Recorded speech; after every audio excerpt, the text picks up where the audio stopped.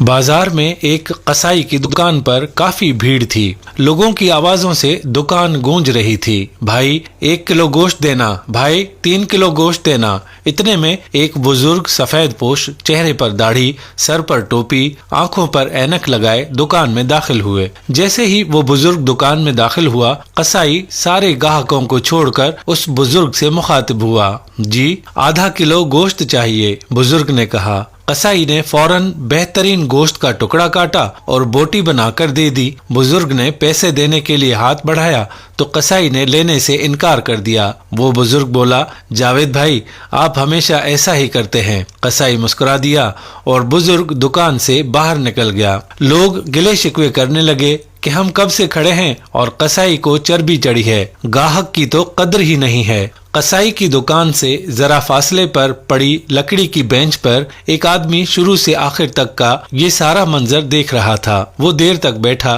دکان کے خالی ہونے کا انتظار کر رہا تھا۔ گاہک نپٹا کر جیسے ہی قصائی فارغ ہوا تو وہ آدمی اٹھ کر قصائی کے پاس آیا اور کہا، 2 کلو گوشت چاہیے۔ پھر اس نے پوچھا، ابھی جو بزرگ آپ کی دکان سے گوشت لے کر گئے آپ کا کوئی قریبی رشتہ دار لگتا ہے؟ سارے گاہک چھوڑ کر آپ نے سب سے پہلے اس کو گوشت دیا؟ قصائی مسکرایا اور بولا، جی نہیں۔ وہ تعجب میں پڑ گیا اور پوچھا، تو پھر؟ قصائی بولا، وہ ہماری مسجد کے امام صاحب ہیں۔ جو شخص ہماری آخرت بنانے کی فکر میں رہتا ہے اور جس نے ہماری نمازوں کی ذمہ داری لے رکھی ہے اور ہمارے بچوں کو قرآن اور حدیث کا درس دیتا ہے، کیا دنیا میں اس کے ساتھ اچھا معاملہ نہ کروں؟ اس نے کہا، اوہ اچھا، مگر تم نے ان سے پیسے کیوں نہیں لیے؟ قصائی پھر مسکرایا اور بولا، کیا تمہیں نہیں پتا مسجدوں کے اماموں کو کیا دیا جاتا ہے؟ اتنے کا تو نقاش بھائی لوگ مہینے میں سگریٹ پی جاتے ہیں۔ وہ سوچنے لگا، واقعی بات میں تو دم ہے۔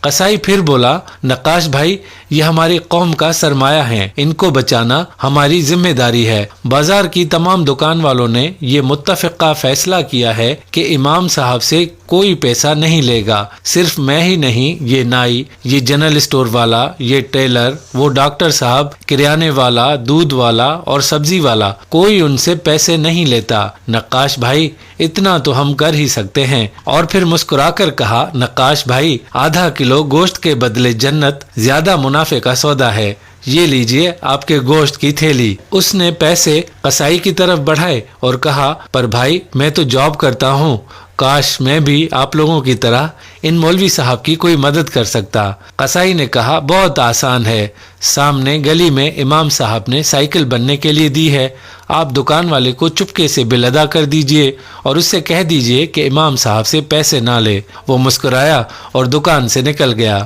مولوی صاحب کی سائیکل کا بل ادا کر کے گھر چلے گئے اور گھر جا کر بیوی سے کہا کہ میں نے آج نیکی کمانے کا طریقہ قصائی سے سیکھا، وہ دنیا کے ذریعے بڑی خوبصورتی سے آخرت کما رہا ہے۔ اللہ تعالی ہمیں بھی اپنے پیش اماموں کی عزت اور تکریم کرنے اور ان کی مدد کرنے کی توفیق عطا فرمائے۔ یہ ہمارا سرمایہ ہے، ان کی عزت اور احترام میں کوئی کمی نہیں رہنی چاہیے۔ اب آنے والی ویڈیو تک ہمیں اجازت دے دیجیے۔ اللہ حافظ۔